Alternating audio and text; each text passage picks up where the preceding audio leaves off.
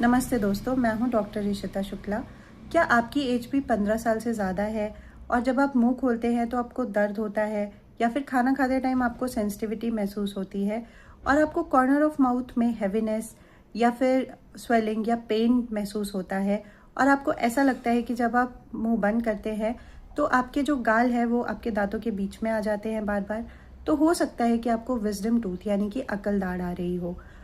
ये ज़्यादातर लोगों में टेढ़ी आती है क्योंकि टाइम के साथ साथ एवोल्यूशन के साथ साथ हमारे जॉ का साइज़ छोटा होता जा रहा है और क्योंकि ये दांत सबसे लास्ट में निकलता है तो इसे स्पेस नहीं मिलता और ये बहुत से लोगों में तो कभी निकलता ही नहीं है, हड्डी के अंदर या गम्स के अंदर ही रह जाता है और वहीं पे इन्फेक्शन क्रिएट करता है और अपने आगे वाले दांत यानी कि सेकेंड मोलर को डिस्ट्रॉय करता है। तो इसका सोल्यूशन क्या होता है? तो इसका सबसे सिंपल सोल्यूशन यही है कि हमें इसे निकालना पड़ता है और इसे निकालने के लिए हमें एक माइनर सर्जरी परफॉर्म करनी पड़ती है। ज़्यादातर लोगों का डर इस सर्जरी से ज़्यादा होता है, तो मैं आपको बताना चाहूँगी कि ये एक बहुत छोटा सा माइनर प्रोसीजर होता है। इससे डरने की आपको बिल्कुल भी ज़रूरत नहीं है। और हाँ, इसे करने से पहले डेंटिस्ट आपका एक्सरे लेके कंफर्म करेंगे कि आपके दांत की डायरेक्शन क्या है और जो आपकी प्रॉब्लम है उसका रियल कॉज क्या है। तो अगर आपको ये सर्जरी करवानी है तो उसका सिंपल प्रोसीजर होता है। सबसे पहले हम आपको लोकल एनेस्थीसिया देते हैं और दांत के आसपास के एरिया को नम यानी कि सुन्न कर देते हैं। इससे आप तो होश में रहते हैं लेकिन आपके दांत के आसपास का एरिया सो जाता है और आपको कोई दर्द महसूस नहीं होता, सिर्फ खिंचाव और दबाव महसूस हो सकता है।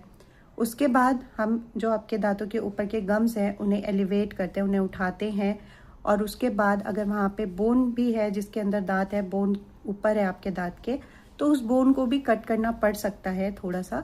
उसको कट करने के बाद हम आपका दांत बाहर निकालते हैं और उसके बाद वहाँ पे सूचर्स यानी कि टाके लगा देते हैं जिससे वहाँ पे कोई इन्फेक्शन ना हो। और बस ये प्रोसीजर इतना ही होता है।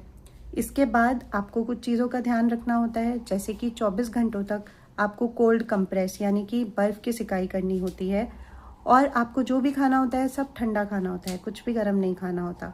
साथ ही 1 हफ्ते तक आपको नरम खाना खाना होता है। साथ में आपको थोड़ी सफाई मेंटेन करनी होती है, उस एरिया में हाइजीन मेंटेन करनी होती है, स्ट्रॉ का यूज़ नहीं करना होता और स्मोकिंग नहीं करनी होती। बस इन बातों का अगर आप ध्यान रखेंगे तो आपकी हीलिंग आराम से हो जाएगी और जो आपके मुंह में टाके यानी कि सूचर्स हैं वो भी निकाल दिए जाएंगे 1 हफ्ते से 10 दिन के बाद। जब आप अपने डेंटिस्ट के पास जाएंगे और जब वो प्रोसीजर करेंगे तो उसके बाद 10 दिन के बाद वो आपको फॉलोअप के लिए बुलाएंगे और तभी अगर हीलिंग अच्छी होगी तो वो आपके सूचर्स भी निकाल देंगे। तो बस ये सिंपल सा प्रोसीजर है।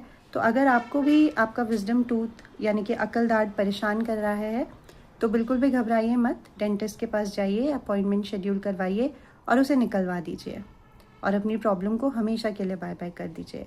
दोस्तों, अगर आपको ये वीडियो अच्छी लगी हो तो लाइक एंड सब्सक्राइब करना बिल्कुल मत भूलिएगा और साथ ही अपने दोस्तों के साथ ज़रूर शेयर करिएगा।